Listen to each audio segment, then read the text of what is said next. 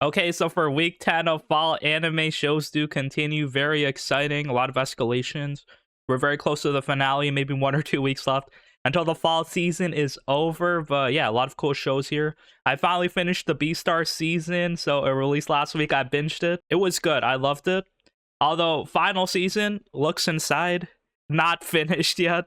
So there's gonna be a part 2 coming into winter season, I'm assuming. There's no announcement. And then I'll review the 12 episodes we had of season 3 here towards the end of the video.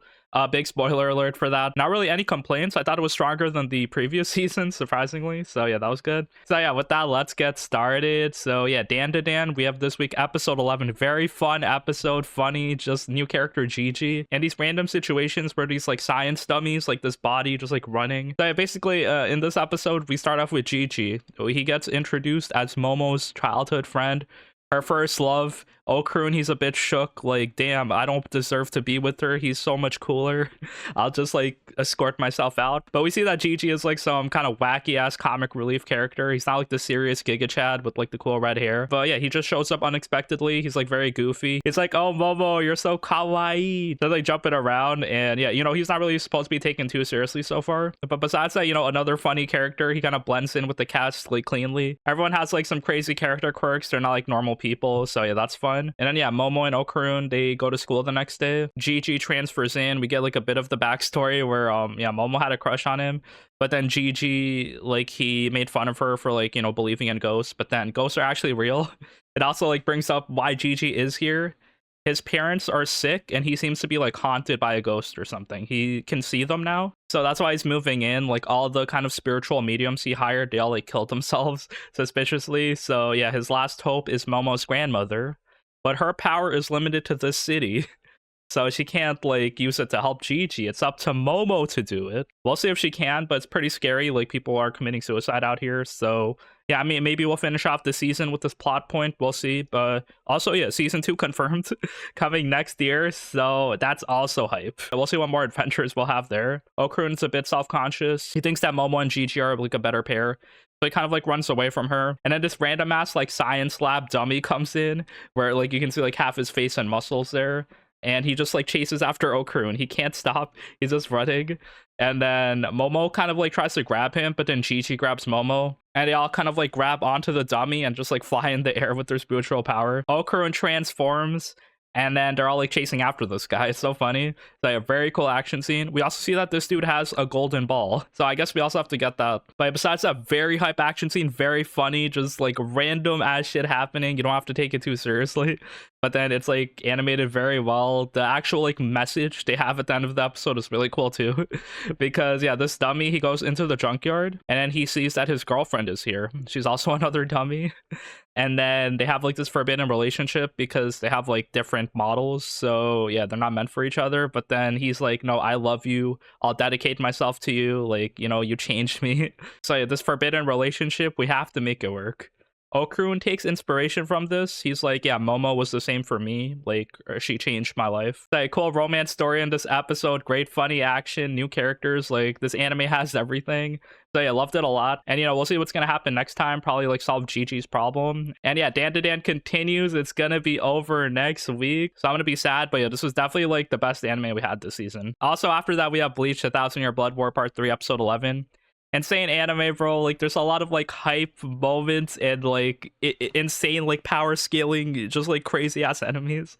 I know it feels kind of like shonen-y a bit too much, but I literally can't help myself. I'm like soy facing. I'm pointing at everything that's happening. Like, oh, that's Shansui's lieutenant. She's doing something. Throughout the entire Blood War, we're getting like all these reveals. Like in part 1, we had the Unohana reveal. Like that was sick. And then in part 2, there was like a lot of people dying and everything. You know, we saw Squad Zero. Part 3 giving us more shit that pops off. It's insane. If this is the final arc, then it's time to reveal all the hidden powers, like every kind of bit of lore that we've been waiting for. So yeah, that's all here. Like the reason why Ukitake was sick, for example, the, you know, right hand of the Soul King, that shit. And then, you know, Nemu doing some shit. And then here we see Nanao, like very surprising, but she actually has a fight in this episode. So yeah, my girl finally doing something. Because throughout the series, she pretty much got mocked by Yamamoto. That was like her whole purpose. But then we see her and Shunsui are like amazing. So yeah, we get Shunsui backstory in this episode. Also, before that, he killed the Quincy X, who's like this random ass god monster with his Bankai. And then we saw his Bankai spirit Ohana, the purple haired goth mommy. But besides that, that wasn't enough to kill him. So even though he died, he kind of like regenerates his body. He turns into like this giant flying dragon chicken monster. And then he shoots Shunsui like through the stomach. So yeah, this dude has taken a lot of damage. It's not enough to kill him though. He is strong, so he kind of just like tries to escape. And then Nanao comes in and tries to help him. And now it's up to her to fight. What can she do? So yeah, before we get there, we have to learn the backstory, which was nice. So yeah, Shunsui, we see he had an older brother. The older brother is Nanao's father. So yeah, it looks like Shunsui is the uncle. And then we see Nanao's mother is part of like one of the great Soul Reaper families. And then they only have one Zanpakuto in their family. So it's like spread throughout like each woman. And then this sword has the power to like kill a god. It can reflect like damage from a god. So I guess it's the perfect counter for X. And then the problem is like the women in the bloodline, every time they get married, like the man gets cursed and dies. So that's why Nanao's mother kind of married someone outside of the clan to kind of end the curse. But it didn't work out. And then the father died. Shensui's a bit sad, but then he loved like spending time with them. And now he's like the caretaker of the sword. And then Nanao's just like there, just like chilling. She joins his squad, and you know, the rest is history. She's the lieutenant. And then yeah, Nanao gets the sword passed on to her. And then we see like there's another like kind of purple Zanpakuto spirit as well. So I guess that's why Shunsui has two swords. Anyway, yeah, Nanao gets this like god slaying sword. The animation was beautiful as she tried to swing it at him. So it was nice, but since this is like her first actual fight, she gets like a bit outmatched, gets stabbed a bit like through the leg. She's bleeding, but then Shunsui comes in behind her. It's like the father-son Kamehameha. Now it's like the family Bankai out here, so she kind of like slices up X in half.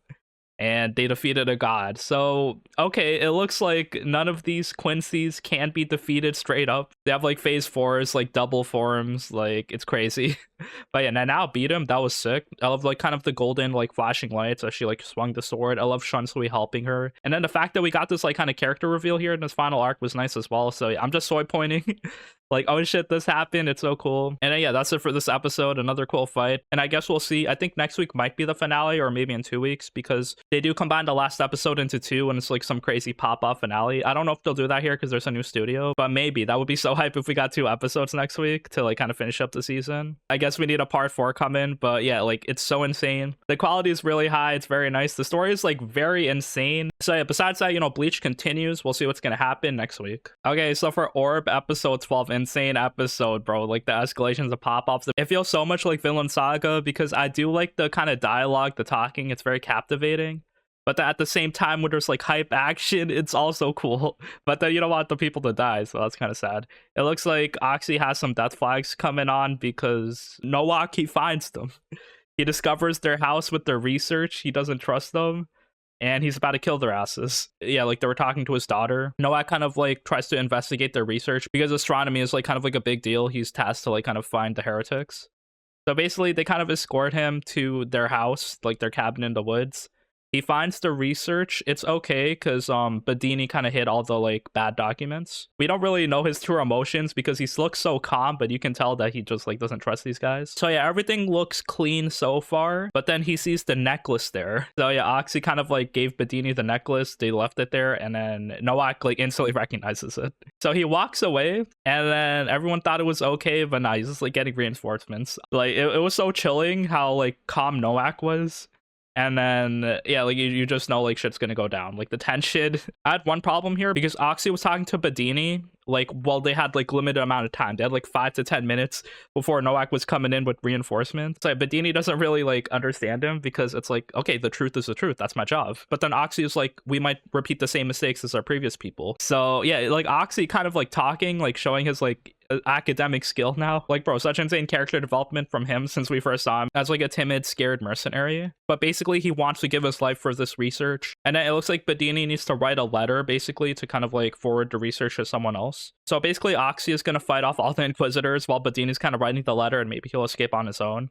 And then yeah, they're burning up all their other research documents. So yeah, it's very sad because, you know, we could have solved this anime here, but then Nowak is out here like wreaking havoc. Oxy kind of like walks up in front of their cart and has his sword on him, is about to like 1v5. So yeah, we see Noak with 4 kind of untrained inquisitors. They have crossbows and swords, but then Oxy can just like perfectly parry. He has good eyesight, so he can also dodge the arrows pretty nicely. And it basically like slices up 3 of them. The 4th guy, he's so scared. He had a backstory where someone killed his family, so that's why he's being an inquisitor. But then the problem is he's so scared, he doesn't want to die. And he runs away, he trips on a rock and stabs himself. But Oxy's aura basically made the last guy kill himself, was funny. So it's now a 1v1 between Noak and Oxy. As we end the episode there, that was sick. Like, Noak is him. Like, he's definitely going to keep being the antagonist. But yeah, his daughter is involved too. So that's going to be interesting. And then, yeah, Oxy, he has like the kind of necklace on him, the orb necklace. And it's his ideals versus Noak's. It's so cool. I love it. But at the same time, you feel a bit sad because, yeah, more characters will die. Or maybe the fight will end in a stalemate, they'll talk it out, and then they'll be friends. You know, maybe you gotta take the glass half full approach. But yeah, that's it for Orb this week. Insanely good episode. The dialogue was insanely good. I had one problem where it was really funny. Like, they had a limited amount of time, but then Oxy and Bedini were just like yapping. Like, bro, just write your letter already. But no, I think that's fine. You know, talking is a free action. And yeah, besides that, we'll see what's gonna happen. You know, this anime does have 2 cores, so yeah, maybe more new characters will be introduced. Okay, so for Ranma 1/2, episode 11, a funny episode. So yeah, we meet the new character Shampoo last week. So if you beat her in a fight, she has to kill you. But if you're a man and you beat her in a fight, then she has to marry you. So the funny part is that she's in love with male Ranma, but she wants to kill female Ranma.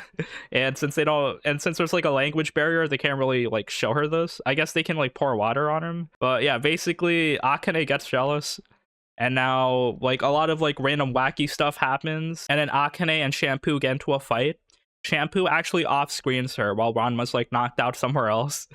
So yeah, that was funny, like very random. It was a bit confusing how they did that, but yeah, basically Shampoo was gonna kill her, but I guess she just gave her amnesia. Like, I guess hit her in the head really hard. So now Akane has amnesia as we end the episode there. So hopefully it's not gonna be a long running thing. Maybe we'll solve it next week.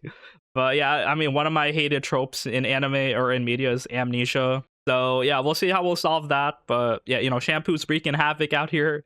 New character. The anime is still like very fun, and yeah, a lot of like insane fights happening. Okay, so for 2.5D Seduction, so yeah, we have episode 24. We had kind of like a beach episode where they do like kind of beach styled cosplays with Liliel and a whole gang of people. So yeah, the main character Okumura, he's kind of like enjoying his life, hanging out with all these girls. So him and Ririsa, like their relationship is getting stronger, like nothing significant yet, but yeah, you know, a lot of fan service happening. It's not time yet to like kind of start the relationship, but yeah, there's like a harem setting going on as well with the other girl.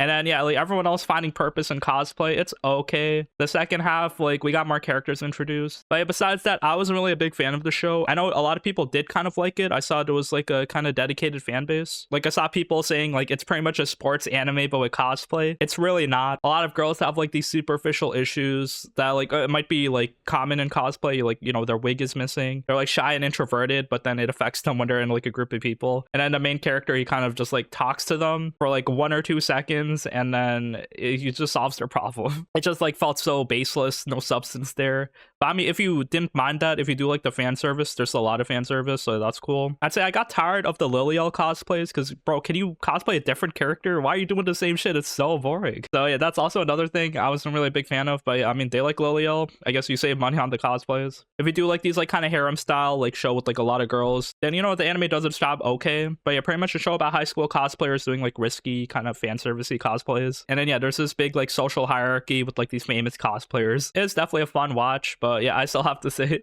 I dress up darling, 100% better for sure. I'll fight you on that. Also after that, we have Is It Wrong to Pick Up Girls in a Dungeon? Season 5, episode 10, the war game setup is happening.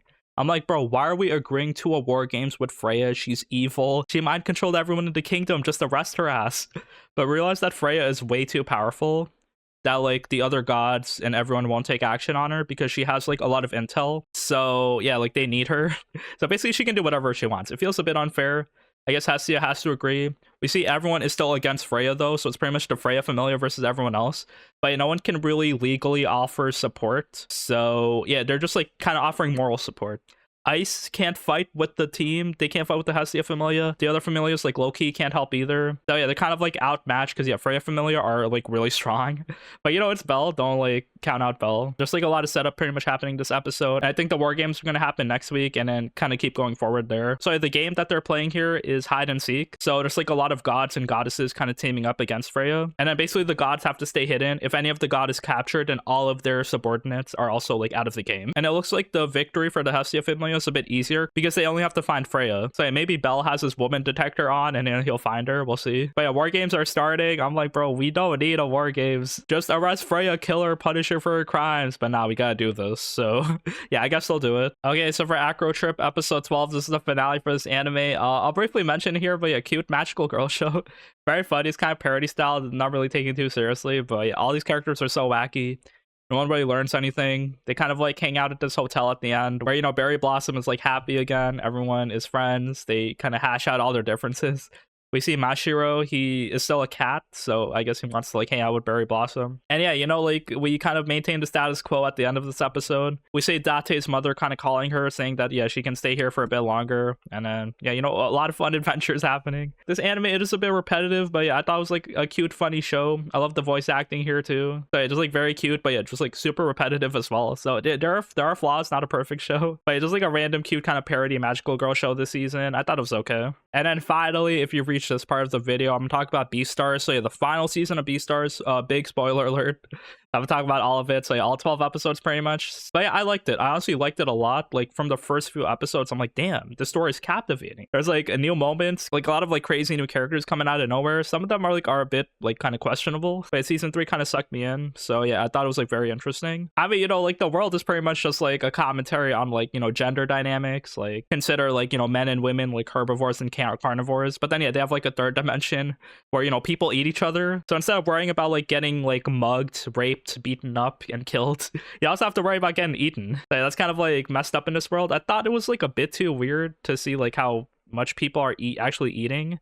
I thought like more people would be well behaved, but not like it looks like there's like a problem where like there's like a rise in more people eating each other. It's like kind of like a government issue now, and then even the school, they have to be like segregated between herbivores and carnivores. So yeah, like the whole landscape is kind of like messed up right now. A lot of like racism happening, I guess. So yeah, we learned a lot in the season. First, Legoshi's grandfather is a lizard, and then he's actually like this badass like kind of Beastars fighter, but then he had like a partner, like this horse dude. So it looked like the horse dude kind of like talks to Legoshi. So yeah, he tries to maintain order in the city. And then yeah, we see like there's this new thing happening. It's like drugs that are being spread throughout the carnivores, and it makes their bloodlust kind of like increased. And now yeah, I guess like people are trying to like create havoc. So yeah, basically this anime is not really a subtle comparison into just like modern society, but you know, drugs being spread across the groups. You see the carnivores are really powerful, but then they hate getting blamed for the actions of a few people. They're like, I didn't do it. But you know, the herbivores are also in the right because yeah, they've been suffering too. Legoshi's trying to like, you know, chill, live his life, but then he's also like kind of helping people, so he's being like a random hero. We see him and Haru getting like a bit closer, but yeah, nothing's solidified yet. We see like this kind of sea creature manatee showing up, so he's kind of like this like crazy old man.